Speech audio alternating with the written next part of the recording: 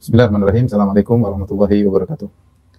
Alhamdulillahi ala ihsani wa syukru lahu ala taufiqihi wa amtinani wa asyhadu an la ilaha illallah wahdahu la syarika lahu ta'ziman li sya'ni wa asyhadu anna Muhammadan abduhu wa rasuluhu ila ridwani. Allahumma shalli alaihi wa ala alihi wa ashabihi wa ikhwani. Para jamaah Majelis Taklim Qalbus Salim yang dirahmati oleh Allah Subhanahu wa taala, kita melanjutkan pembahasan kita dari pembahasan kitab bekal salat dan kita masuk pada bab yang ke-9 tentang imam, makmum dan saf. Dan pada kesempatan ini kita akan bahas tentang masalah berjamaah imam dan makmum. Insyaallah masalah saf kita tunda pada pertemuan berikutnya ya. Pertama yang akan kita bahas adalah tentang sholat berjamaah ya. Sholat berjamaah. Sebagaimana kita ketahui ya, keutamaan sholat berjamaah sangatlah banyak ya. Ya. Keutamaan sholat berjamaah. Keutamaan salat berjamaah. Di antaranya, semuanya sudah saya jelaskan di dalam kitab bekal salat secara detail, tetapi saya ingin menyampaikan secara global pada kesempatan kali ini secara global ya. Di antara keutamaan salat berjamaah yaitu pahala dilipat gandakan, menjadi 27 kali lipat. Dalam sebagian riwayat 25, dalam sebagian riwayat 27. Dan ini sesuatu hal yang harusnya motivasi kita untuk semangat sholat berjamaah. Saya sekedar memberikan hitungan-hitungan agar kita semangat ya. Misalnya, beda antara perbandingan antara yang sholat di rumah dengan sholat di masjid. Coba kalau kita bandingkan selama setahun ya. Kalau sholat di rumah, ya berarti kalau dia selama setahun, pahala yang dia dapatkan berapa? Rakaat satu hari sama dengan 17 rakaat. Kalau 365 hari, coba saya kasih kalkulator dulu ya. Ini biar kita semangat, jangan malas sholat berjamaah di masjid.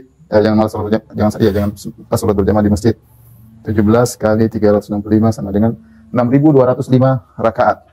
Ya, 6.205 rakaat. Sekarang kalau di masjid ya, satu hari sama dengan 17 kali 27. Coba satu hari saja berapa? Nilainya berapa rakaat? 17 kali 27, 459 rakaat. 459 rakaat pahalanya. Kalau setahun 365 hari tentu banyak sekali ya. Kali 365 sama dengan 167.500. 167.535 rakaat. Nah, Bapak-bapak sekalian perhatikan ya. Betapa jauh jarak antara 6.000 dengan 167.000. Enggak ada bandingannya. Maka kalau seorang sholat di rumah, dia tentu akan merasakan banyak kerugian ya. Bayangkan, ini baru setahun, bagaimana kalau 2 tahun, bagaimana kalau 3 tahun. Dan dia akan melihat hasilnya nanti di akhirat ya. Ini akan nampak hasilnya di akhirat. Ya. Sekarang tidak nampak memang, kita tidak kelihatan ya. Tapi seandainya pahala tersebut nampak di dunia, misalnya kalau Nabi mengatakan barang siapa yang sholat di masjid dapat 27 gram emas, masjid full pasti. Masjid pasti full. Nggak usah emas. Barang siapa yang sholat di masjid dapat 27 kambing, dapat 27 nasi bungkus, orang ramai. Tapi kita tidak bicara tentang pahala di dunia, kita bicara pahala akhirat. Maka kita bisa bayangkan bagaimana terlalu jauh. Ini 167.000, bedanya bisa 161.000 sendiri. Ini 6.000, di sini 167.000. Ya. Jadi sangat signifikan pahala yang berbeda antara sholat di rumah dengan sholat di masjid. Maka seorang berusaha untuk semangat sholat di masjid. Kemudian di antaranya setiap langkah mengangkat derajat. Yang satunya lagi, langkah yang lain mengurangi dosa, menghilangkan dosa. Nah, kita ini dosa banyak, Bapak-bapak yang dirahmati Allah Subhanahu wa taala. Kita ini dosanya banyak. Tiap hari kita berdosa, lisan, pandangan, pendengaran, komentar, banyak sekali. Dan ini berlaku jarak pulang balik. Perhatikan ini, jarak pulang pergi. Ya. Sampai sebagian salaf, mereka sengaja jalannya langkahnya pendek-pendek. Tidak mau langkah panjang-panjang, karena kalau langkahnya pendek semakin banyak jumlah langkah. Karena setiap langkah angkat derajat, semakin langkah mengurangi dosa. Semangat ke masjid. Makanya banyak dalil menunjukkan diutamakan untuk jalan kaki untuk sholat berjamaah. Ya, banyak dalil menunjukkan keutamaan jalan kaki. Jalan kaki untuk sholat berjamaah. Sholat berjamaah ya. Bukan naik kendaraan. Bukan naik kendaraan. Hadis-hadis banyak ya. Seperti Rasulullah SAW sebut tentang sholat Jumat, barang siapa yang keluar pagi-pagi hari menuju sholat Jumat, kemudian dia langkahkan kaki menuju pagi-pagi, man bakkara, man ghassala waqtasala wa bakkara wabtakara, barang siapa yang di pagi hari berhubungan dengan istrinya, kemudian dia mandi, kemudian dia segera menuju ke masjid, kemudian dia summa dana minal imam, kemudian dekat dengan imam sholat Jumat, fa ansata, kemudian dia mendengar, karena lahu bikulli khutwatin yakhtuha, maka setiap langkah yang dilangkahkan kakinya akan mendapatkan pahala puasa selama setahun, pahala salat malam selama setahun. Ini dari bahwasanya dianjurkan untuk berjalan memang. Berjalan. Kita tahu hukum asalnya syariat tidak mempersulit. Kalau ada yang mudah kenapa dipersulit? Sekarang Ustaz ada motor, mobil, ya syariat asalnya demikian, tapi khusus untuk salat datang dan dalil secara khusus menganjurkan kita untuk berjalan. Seperti kisah seorang yang rumahnya jauh, dia rumah paling jauh, nanti kita ada dalam buku bekal salat ya. Kemudian terkadang lewat di panas hari, terkadang gelap hari, sampai ada yang memberi ide bagaimana kalau dia pindah rumah, atau bagaimana kalau kita berikan himar untuk dia naik. Dia nggak mau. Dan Nabi membenarkan sikap dia lebih milih untuk berjalan kaki. Kenapa? Karena jalan kaki itu dituntut ketika dalam sholat. Setiap langkah menambah derajat, setiap langkah mengurangi dosa. Demikian juga ketika Bani Salimah ingin pindah dekat Masjid Nabawi, rumahnya kan jauh kampung Bani Salimah, ingin pindah dekat Nabawi, maka dia mengatakan tidak perlu. Bani Salimah, diyarakum tuktab atharukum, kata Nabi SAW, wahai Bani Salimah, tetaplah kalian di rumah-rumah kalian meskipun jauh, karena langkah kaki kalian dicatat oleh Allah Subhanahu wa Ta'ala. Maka dengan demikian kita semangat ya, semangat agar kita agar kita pergi sholat berjamaah, karena setiap langkah kaki ini kita semakin tinggi derajatnya. Bayangkan kalau kita misalnya masjid 500 meter, jauh sekali ya 500 meter. 500 meter, 1 meter misalnya kita langkah 2 langkah, berarti kalau 500 meter bolak-balik sekilo. Kalau 1 meter 2 langkah sekilo, berarti bisa 2000 langkah dong bolak-balik. 2000 langkah dan 2000 derajat, 2000 dosa hilang. Masya Allah. Ya. Jadi semangat, ya, semangat. Kemudian kecuali kalau ada uzur, kata Syekh Utsaimin ya, kecuali kalau ada uzur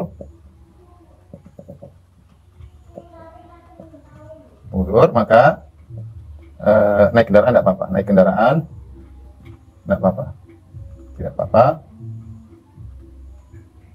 Dan pahala maka pahala berdasarkan dosa, berdasarkan roda, maka pahala berdasarkan putaran roda.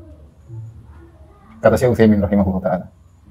Ya, sebagai pengganti kaki. Ini sekedar aja, karena hukum asalnya dia beruzur, hukum asalnya dia biasa jalan kaki, tapi ada uzur hujan misalnya, hujan atau dia tidak mampu lagi berjalan, misalnya dia sudah nggak kuat, harus di kursi roda misalnya, atau harus naik kendaraan, maka insya Allah dia roda ini mengganti posisi kaki, roda menggantikan posisi kaki. Wallahu a'lam bishawab ya. Kemudian di antara keutamaan salat berjamaah yaitu adalah lebih mudah diterima salatnya. Ya. Kenapa? Karena keberkahan jamaah. Berjamaah. Ini berjamaah ada keberkahan. Lebih mudah diterima, rame-rame, dan insya Allah lebih khusyuk. Ya, lebih khusyuk apalagi kita mendengar lantunan imam. Dan orang kalau berjamaah, insya Allah lebih khusyuk, karena setan mengganggu yang al-ghanamul qasiyah. Dalam hadis disebutkan, hendaknya kalian berjamaah karena namanya zi'ib, namanya serigala itu menangkap kambing-kambing yang terpisah dari rombongan. Demikian juga setan mengganggu seorang yang terpisah dari jamaah ya. Insya Allah lebih khusyuk. Ya. Karena setan lebih sulit untuk menggoda, ada keberkahan berjamaah. Kemudian di antaranya juga semakin banyak jumlah jamaah, semakin besar pahala. Ini di luar 27 kali lipat. Ini pahala lain lagi maksud saya. Makanya disebutkan dalam hadis, disebutkan dalam buku bekal salat, salatu rajulaini azka min salatil fadh. Salat dua orang lebih mulia daripada salat satu, salat salasa 3 orang lebih mulia daripada yang 2, yang keempat lebih banyak. Makanya dikatakan bahwasanya pahala paling besar adalah di Masjid Haram. Pahala paling besar salat di Masjid Haram. Dari sisi jumlah jamaah yang paling banyak.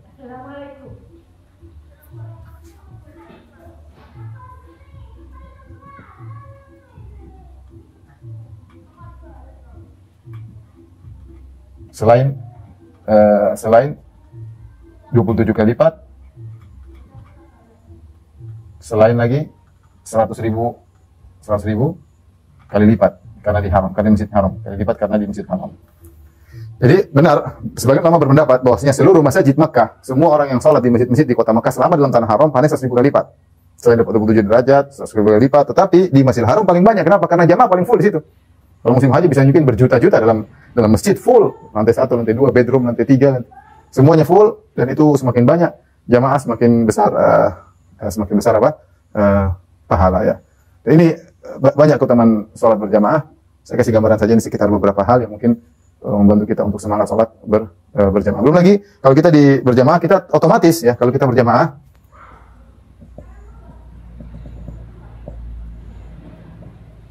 otomatis semangat salat rawatib, baca Quran, doa ya, dan lain-lainnya. Semangat ya, karena salat rawatib kondisi kalau datang lebih cepat, kita salat rawatib dulu. Kemudian kalau mungkin imam belum datang, baca Quran dulu, kita berdoa. Jadi banyak yang bisa kita lakukan. Beda kalau salat di rumah, ya kita salat mungkin cuma yang fardu doang, yang salat fardu saja, adapun salat qobliyah dan ba'diyah mungkin kita tinggalkan. Makanya seorang mengkondisikan dirinya untuk semangat salat berjamaah. Baik, kemudian pembahasan berikutnya hukum salat berjamaah.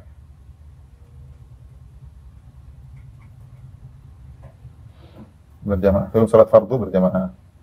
Hukum salat fardu berjamaah. Ya, adapun untuk lelaki, kaum lelaki,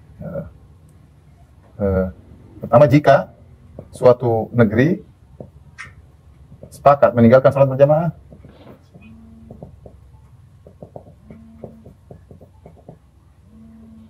maka diperangi. Kenapa diperangi? Karena sepakat meninggalkan syiar Islam. Karena sepakat meninggalkan syiar Islam. Ini kalau ada suatu negeri Islam tidak mau meninggalkan salat berjamaah, ya maka diperangi oleh negeri Islam ya. Maka diperangi dengan negeri Islam. Yang kedua, bagi lelaki, hukum salat berjamaah bagi lelaki. Adapun bagi lelaki maka ada khilaf di kalangan para ulama, ada khilaf ya. Ada beberapa pendapat ya. Ada yang mengatakan misalnya fardu ain. Ada yang mengatakan fardu kifayah. Ada yang mengatakan sunnah muakkadah. Intinya Allah bisawab ya. Saya lebih cenderung kepada hukumnya adalah fardu ain ya. Kalau tidak ada halangan maka fardu ain. Adapun dalilnya banyak, di antaranya Nabi SAW pernah didatangi oleh seorang yang buta.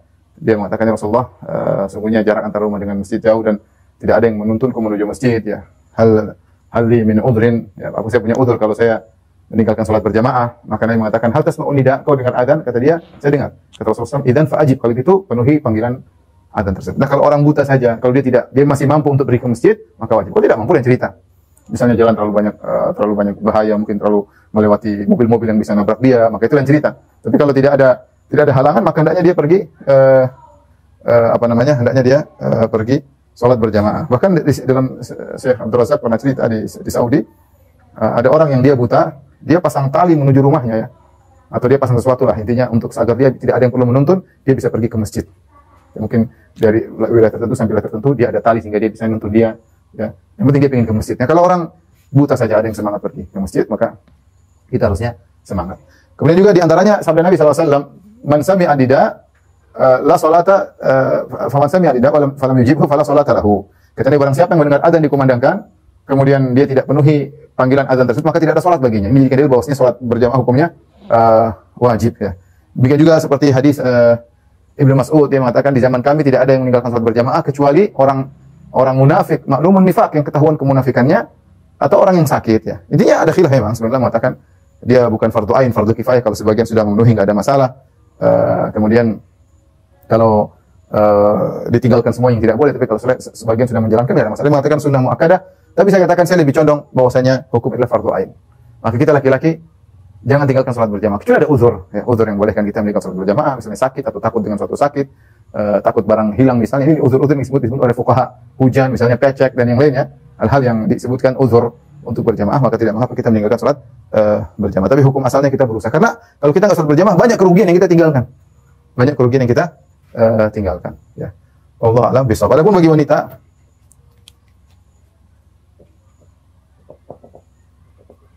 Tapi kita akan bahas setelah ini, tolong dihapus. Jadi masih sholat berjamaah. Hukum sholat berjamaah bagi wanita.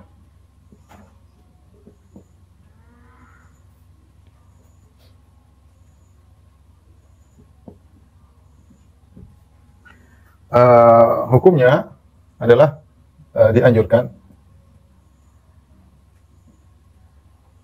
sholat berjamaah di rumah masing-masing. Ya, sebagaimana dalam hadis bahwa Ummu Salamah menjadi imam. Kalau tidak salah Aisyah juga menjadi imam. Ya. Kemudian juga diantaranya ada hadis tentang Ummu Waraqah, Nabi SAW menyuruh di rumahnya dikerjakan sholat berjamaah di rumahnya, dan ada muadzin laki-laki mengumandangkan adzan, kemudian dia sholat. Jadi dianjurkan sholat berjamaah di rumah masing-masing. Ya, ini lebih baik. Jadi kalau ibu-ibu misalnya ada misalnya anak perempuan atau ada pembantu, kalau sholat berjamaah di rumah lebih bagus ya. Sholat berjamaah di rumah lebih baik. Kenapa? Karena Nabi SAW bersabda, wa buyutuhunna khairun lahun. Ya, kata Nabi SAW, rumah mereka lebih baik bagi mereka. Lebih baik bagi mereka. Tidak usah keluar rumah. Ya. Dan terlalu banyak dalil umum, dalil menunjukkan asalnya wanita lebih baik di rumah. Terlalu banyak dalil yang menunjukkan wanita lebih baik di rumah. Baik di rumah. Seperti firman Allah, qarna fi buyutikunna, tetaplah di rumah kalian, kemudian juga sholat lebih baik di rumah, bahkan sholat semakin tempat yang semakin tidak terlihat semakin baik ya, dan yang lainnya ya. Masalah berikutnya, namun boleh sholat di masjid. Boleh wanita sholat di masjid. Sholat berjamaah di masjid.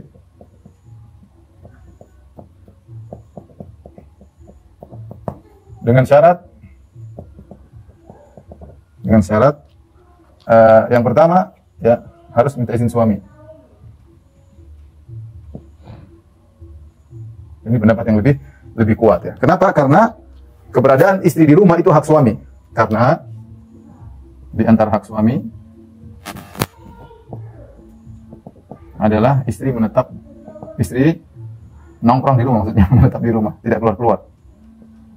Sehingga secara umum wanita kalau mau keluar rumah harus minta izin kepada suaminya. Suaminya yang kerja cari nafkah, dia tugasnya di rumah, nunggu suami kapan datang siap melayani suami. Ketika kalau dia mau keluar rumah, dia harus minta izin keluar untuk, termasuk di antaranya tatkala hendak sholat ya. Nah, makanya Rasulullah SAW bersabda, Rasulullah SAW, la tamna'u ima Allah masajid Allah buyutuhunna khairan lahunna. Kata Nabi SAW, jangan kalian melarang para wanita ke masjid. Jangan melarang para wanita ke masjid.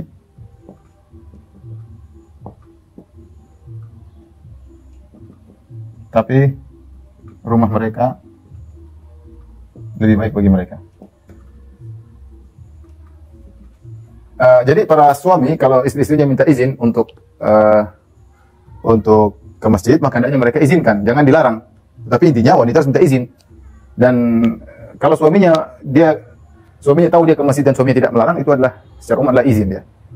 Izin pernah sekali, izin kedua kali, selanjutnya setiap ke masjid suami tidak melarang, berarti itu tidak jadi masalah ya. Berarti sudah diizinkan ya. Jadi pertama harus minta izin. Yang kedua, adab ke masjid harus diperhatikan. Yang pertama, tidak boleh pakai minyak wangi. Tidak boleh pakai minyak wangi.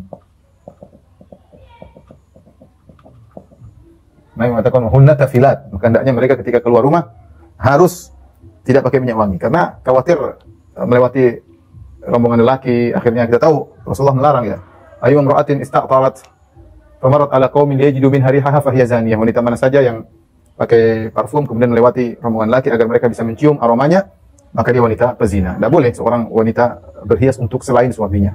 Ya, tidak boleh pakai minyak wangi, kemudian tidak boleh berhias, tidak boleh ya.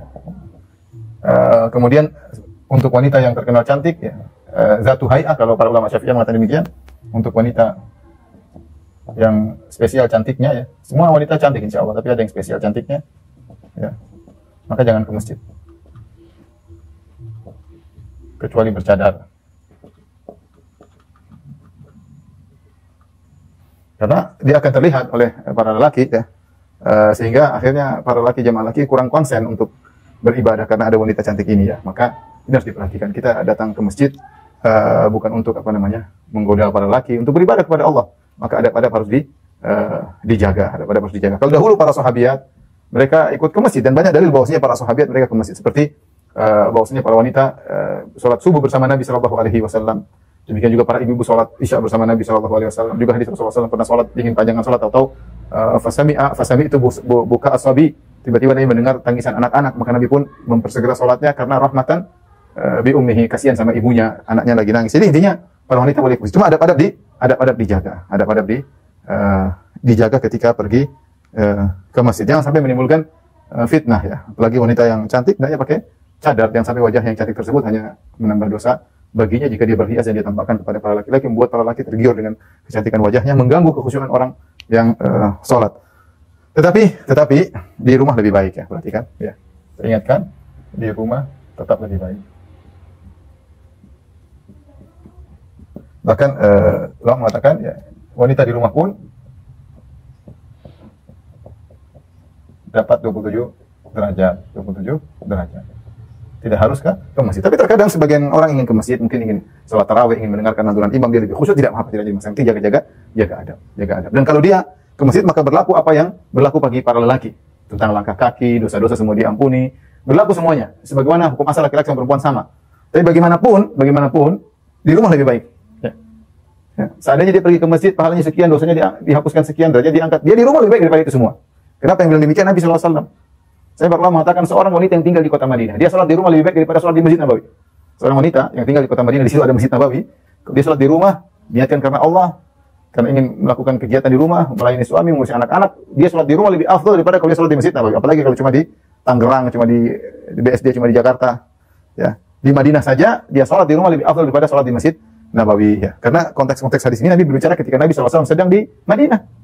Dia mengatakan, la tamna'u ima Allah masajidullah wa buyutuhunna khairun lahun. Jangan kalian barang wanita ke masjid, tapi rumah mereka lebih baik bagi mereka kalau mereka sholat di rumah. Ya. Bahasan berikutnya, jumlah minimal jamaah.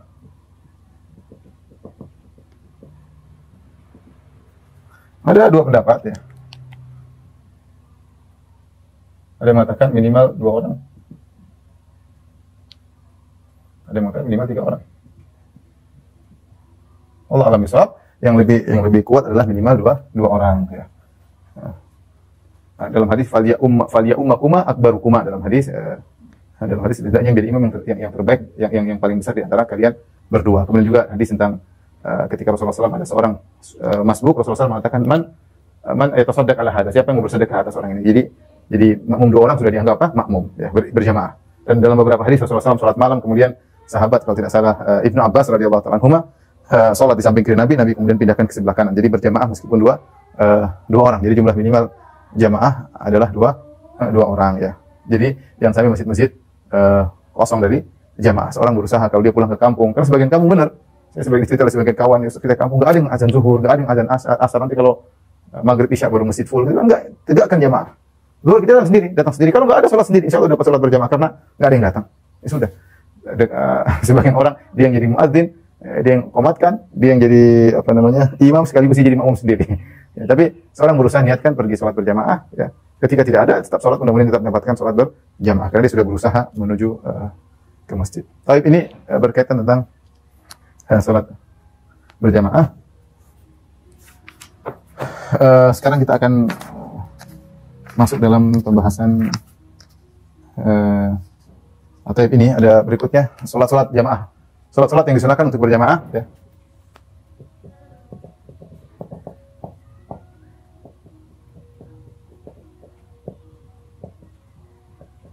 Ya. Secara umum sholat berjamaah rata-rata dianjurkan. Secara umum dianjurkan untuk berjamaah. Contoh sholat fardu, kemudian misalnya sholat istisqa, kemudian sholat gerhana. Sholat itu juga boleh, tapi dianjurkan ya. Sholat istisqa, sholat gerhana, sholat id, kemudian sholat tarawih. Jadi banyak ya. Kemudian misalnya di antara sholat fardu juga misalnya sholat khauf, sholat dalam kondisi perang misalnya. Adapun sholat sunnah yang lain, ya sholat sunnah yang lain seperti misalnya sholat malam. Sholat malam apakah boleh berjamaah? Jawabannya pendapat yang kuat adalah boleh, namun tidak boleh dirutinkan. Boleh sesekali dan tidak dirutinkan. Tidak dirutinkan. Sebagaimana Nabi SAW pernah sholat malam, kemudian beberapa sahabat ikut seperti Ibnu Abbas pernah sholat berjamaah, Hudzaifah pernah sholat berjamaah, sholat malam bersama Nabi. Tapi bukan suatu rutinitas. Ya, bahkan Nabi SAW aja dengan istrinya Rasulullah sholat sendiri, Aisyah sendiri, Rasulullah sendiri. Karena sholat malam asalnya seorang ingin berkholat bersama Allah Subhanahu Wa Taala. Tetapi sesekali kalau dia ingin berjamaah boleh. Ya, misalnya kita lagi bertamu di rumah orang, mumpung kita bertamu di rumah Ustaz, kita sholat berjamaah sama Ustaz. Boleh saja sesekali. Sholat malam kemudian bareng-bareng, atau lagi camping misalnya, ingin sholat malam bareng-bareng, boleh sesekali. Tapi tidak boleh dijadikan rutinitas. Karena rutinitas sholat malam berjamaah cuma di bulan Ramadan, itu saja. Adapun yang lain maka tidak menjadi rutinitas dan sebaik-baik petunjuk para salaf. Demikian juga sebagian ulama seperti Nawawi mengatakan demikian juga sholat duha misalnya. Demikian pula sholat duha. Nah, hukum asalnya adalah tidak hukum asalnya tidak berjamaah. Namun kalau ada yang melaksanakan sholat duha berjamaah maka tidak mengapa sesekali. Dinyatakan oleh Imam Nawawi dan juga dikatakan oleh Imam Syafi'i rahimahullahu taala. Sebelumnya Imam Syafi'i demikian pula sholat duha sesekali berjamaah tidak dilarang ya. Sesekali berjamaah tidak dilarang. Misalnya kita lagi di rumah, kemudian pingin sekali anak-anak ya sholat duha sama Abi, sekali boleh-boleh saja ya. Karena mereka mengkiaskan ya. Dan Rasulullah SAW pernah juga sholat di rumah seseorang, di rumah Anas bin Malik misalnya, atau sebagian sahabat di waktu duha kemudian sholat berjamaah di rumah mereka ya, rumah mereka. Jadi hukum asalnya sholat sendiri, tetapi sesekali sholat berjamaah tidak jadi masalah. Lain halnya dengan yang ini semua dianjurkan selalu untuk berjamaah. Wallahu a'lam bishawab. Tapi kita selesai dari permasalahan berjamaah, kita akan masuk ke bahasan tentang imam dan makmum. Adapun dalil secara panjang lebar, ibu silakan baca dalam kitab bekal sholat. Baik, kita sekarang membahas tentang imam. Di sini ada beberapa permasalahan, ya. Saya bacakan secara singkat, ibu, karena waktu tidak banyak lagi. Yang pertama, pembahasan siapakah yang berhak menjadi imam. Ada secara umum ada dua pendapat yang paling mengkerucut dua pendapat. Pendapat pertama adalah yang paling akro, yang paling pandai dalam masalah baca Al-Quran, itu fasih, kemudian tahsinnya bagus, bacanya enak. Yang kedua adalah yang paling faqih, yang paling berilmu. Tentunya diharapkan seorang imam dia adalah yang pandai baca Quran dan dia juga seorang yang faqih. Ya, itu yang ustaz sekaligus ahli baca Quran itu yang terbaik. Tapi kalau seandainya tidak dua-duanya, satu faqih tapi baca Qurannya kurang enak, yang satu baca Qurannya enak tapi dia bukan ustaz. Dalam hal ini wallahu alam bisawab yang lebih diutamakan adalah yang aqra, yang paling pandai Al-Quran, yang paling banyak hafalannya, yang paling bagus bacaannya. Selama dia menguasai hukum-hukum masalah keimaman, ya. Dia punya ilmu, bukan dia bodoh maksudnya, tapi dia pandai bacaannya bagus, kemudian hafalannya banyak, dia punya fikih lah tentang masalah sholat secara global ya. Meskipun dia bukan ustaz, itu yang lebih diutamakan ya. Karena dalam hadis kata Nabi sallallahu alaihi wasallam, "Idza ijtama'a salasatun falyu'ummahum ahaduhum." Jika berkumpul 3 orang, maka jadilah salah seorang dari mereka yang jadi imam. Wa ahaqquhum bil imamah aqra'uhum, dan yang paling utama untuk menjadi imam adalah yang paling pandai baca Quran, yang paling pandai baca Al-Quran ya, yang paling pandai baca Al-Quran. Ada hadis yang lain, ya ummul qaum aqra'uhum li kitabillah. Yang menjadi imam adalah yang paling mahir dengan Al-Quran. Fa in kanu fil qira'ati sawa'an, kalau ternyata mereka sama-sama mahir dalam Al-Quran, fa a'lamuhum bisunnah, maka yang paling ngerti tentang sunnah Nabi. Fa in kanu fi sunnah sawa'an, kalau ternyata mereka sama dalam masalah sunnah, fa aqdamuhum hijratan, maka yang paling dahulu berhijrah. Ya, kalau gambaran kita sekarang yang paling sadar lebih dahulu siapa ya, yang paling hijrahnya lebih dahulu. Kalau dahulu yang hijrah Mekah ke Madinah itu yang lebih utama. Fa in kanu fil hijrati sawa'an, kalau mereka dalam hijrah sama, fa aqdamuhum silman, maka yang pertama kali masuk Islam. Wala ya ummanna rajulu fi sultanihi wala yaqul fi baiti ala tarku labit. Intinya di sini Nabi mengajarkan bahwasanya masalah keimamahan, masalah jadi imam bukan sembarang orang. Bukan ikut hawa nafsu kita ya. Ini yang paling tua jadi imam. Enggak. Ini orang kampung sini jadi imam. Enggak, kita kalau sudah ngurus masjid, harusnya kita ikut sunnah, cari mana yang paling ahli dalam baca Quran untuk jadikan imam rawatib, karena imam ini punya pengaruh dalam kekhusyuan salat, dalam pengaruh terhadap jamaah ya. Kita berusaha mencari orang yang terbaik ya. Kalau ada ustadz sekaligus suaranya bagus, enak untuk didengar, maka itu yang terbaik. Kalau tidak ada, maka karena ini berkaitan dengan keenakan bacaan untuk didengar, ya, demi kekhusyuan salat, maka yang terbaik adalah yang paling bagus bacaannya ya. Ini pendapat yang paling kuat Allah alam besok. Jadi yang paling bagus bacaannya, tajwidnya bagus, tajwidnya bagus, dan dia harus punya ilmu dasar tentang masalah sholat. Ya. Dia harus punya ilmu dasar tentang masalah sholat. Ya, karena kita sebagian orang ya, jadi imam harus yang paling tua, bacanya sudah susah, agak kedengaran, kadang-kadang repot seperti itu ya, nggak kedengaran, dan akhirnya orang-orang hilang kekhusyuannya, makmum hilang kekhusyuannya. Terus permasalahan berikutnya, jadi saya ulangi, imam ini, masalah imam adalah kedudukan bergengsi di syariat. Tidak sembarang orang maju untuk nekat pede jadi imam. Tidak. Antum kalau jadi takmir, antum harus milih. Jadi imam harus bukan. Karena ada sebagian orang punya hasrat menjadi imam, punya syahwat untuk jadi imam. Karena ketika dia jadi imam, orang hormat. Oh, imam masjid. Tidak bisa. Kita harus milih. Harus milih orang yang dia sholat karena dia akan menenteramkan para jamaah. Lalu bacaannya tajwidnya bagus, suaranya indah, enak orang di belakang sholat betah. Lalu bacaannya mengenaskan misalnya, menggelisahkan, orang di belakang gelisah mendengar bacaannya, tajwidnya salah-salah, hafalannya lupa-lupa. Ini jangan jadi imam, mundur ya. Bukan masalah merendahkan orang, enggak, ini masalah perintah Nabi yang suruh. Kita yang jalankan sunnah. Aqra'uhum li kitabillah. Jadi imam yang paling paham tentang Al-Qur'an. Yang paling paham tentang Al-Qur'an ya. Jadi permasalahan berikutnya, bagaimana hukum salat berjamaah dipimpin oleh anak kecil? Ada khilaf juga di kalangan para ulama. Sebenarnya mengatakan tidak boleh anak kecil jadi imam, ada yang mengatakan boleh dalam salat sunnah, dalam salat fardu tidak boleh. Namun yang benar, ini pendapat mazhab Syafi'i, anak kecil boleh menjadi imam meskipun belum balik dalam salat fardu maupun salat sunnah. Dalilnya adalah kisah Amr bin Salamah radhiyallahu anhu. Beliau berkata, Nabi SAW bersabda kepada dia dan keluarganya, "Fa idza hadaratis salatu falyu'adzin ahadukum." Jika telah tiba waktu salat, maka hendaknya salah seorang dari kalian mengumandangkan adzan. Wal ya'ummakum aktsarukum Qur'anan, dan hendaknya yang jadi imam adalah yang paling banyak hafalannya. Fa nadharu falam yakun ahadun aktsara Qur'anan minni. Maka mereka ngecek anggota keluarga atau orang kampung yang ngecek siapa di sini yang paling banyak Qur'annya, ternyata yang paling banyak hafalannya adalah aku. Lima kuntu atalaqqa minar rukban, karena aku sering ketemu dengan orang-orang yang datang bersafar, aku dengar Al-Qur'an dari mereka sehingga aku banyak hafal Qur'an. Subhanallah, bagaimana para sahabat, mereka mendengar, ada orang datang, ada dengar ayat-ayat baru dari Rasulullah, mereka hafalkan. Faqaddamuni baina aydihim, akhirnya aku dijadikan imam daripada yang lainnya. Wa ana ibnu sittin aw sab'i sinin, dan aku ketika itu umurnya 6 atau 7 tahun ya. 6 atau 7 tahun. Maka dia jadi imam, bahkan dia ngimami para ibu-ibu juga di belakang, sampai disebutkan Amr bin Salam ini sarungnya pendek, kalau dia ruku kadang-kadang kelihatan sesuatu dari belakangnya, dari bokongnya. Maka para ibu-ibu mengatakan, tolong tutup itu aurat imam kalian ya. Tapi akhirnya diberikan sarung, maka dia sangat bahagia karena diberikan sarung sehingga dia bisa sholat dengan sempurna dan menutup auratnya dengan sempurna ya. Dan ini dalil bahwasanya anak kecil boleh menjadi imam dan sah ya, dan imam sah ya. Tapi saya ingatkan anak-anak, mereka punya mental tersendiri ya. Kita dalam rangka untuk mendidik mereka jadi imam, tapi ingat mereka punya mental, jangan sampai kita membanding mereka dengan sesuatu yang mereka tidak mampu di hadapan banyak orang sehingga akhirnya timbul keangkuhan, kesombongan dalam diri mereka. Waspada. Sebagian orang ingin agar anaknya bisa sukses, punya mental, tetapi ketika ada gelagat-gelagat dia sombong dan angkuh, maka jangan. Kasihan anak-anaknya. Kita sudah jadi imam, kemudian dia ternyata memang tidak kuat, dia sombong dan angkuh di hadapan teman-temannya, akhirnya rusaklah akhlaknya. Ya. Tapi yang paling utama adalah ya, tentu yang dewasa. Tapi kalau anak ada, kita sesekali melatih mereka, itu tidak apa-apa ya. Ini kasusnya Amr bin Salamah, karena nggak ada yang lebih hebat daripada dia. Kalau ada pun kita misalnya di kompleks ada yang dewasa yang lebih hebat, ya dewasa yang jadi imam.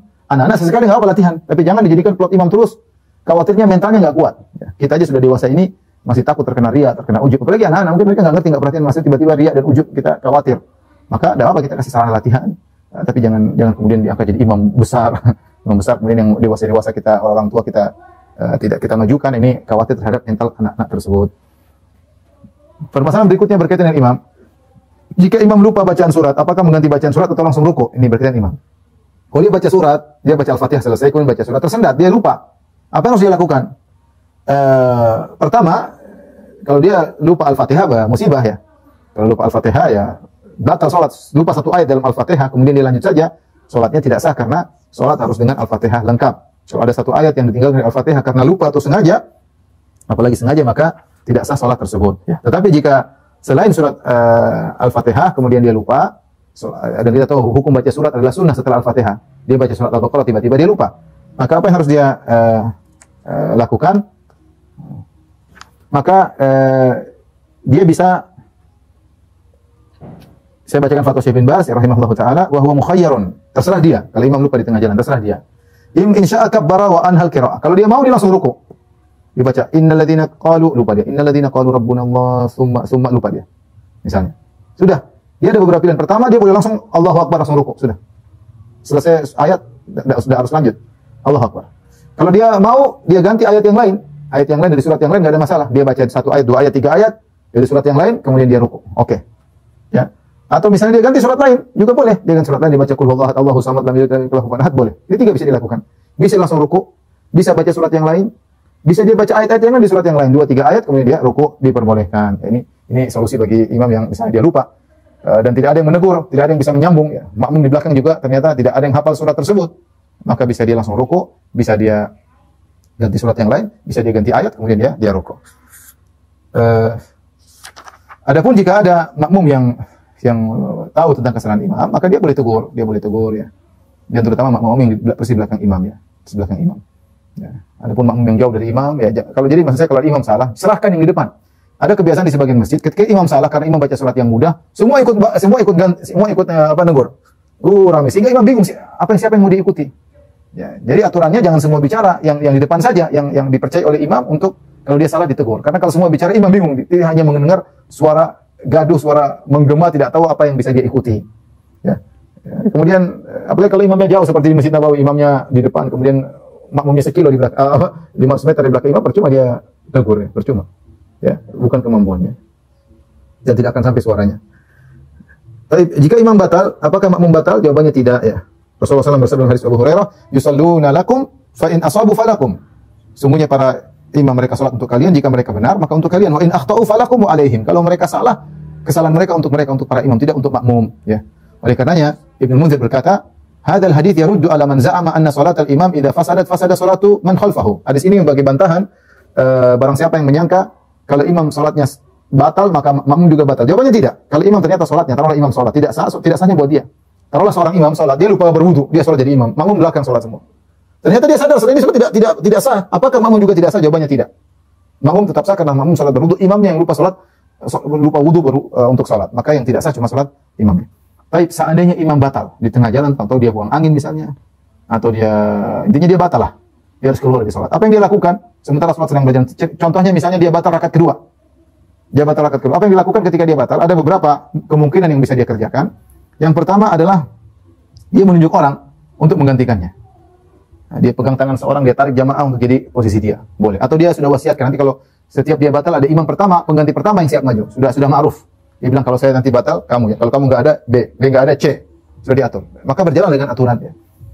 Di antara yang pernah terjadi adalah pada kisah Umar bin Khattab radhiyallahu anhu ketika Umar bin Khattab ditikam oleh Abu Lu'lu'ah al-Majusi, jadi tidak bisa melanjutkan salat sementara tikaman 3 di perutnya dan darah keluar, tidak bisa melanjutkan salat, maka dia pun menarik tangan Abdurrahman bin Auf.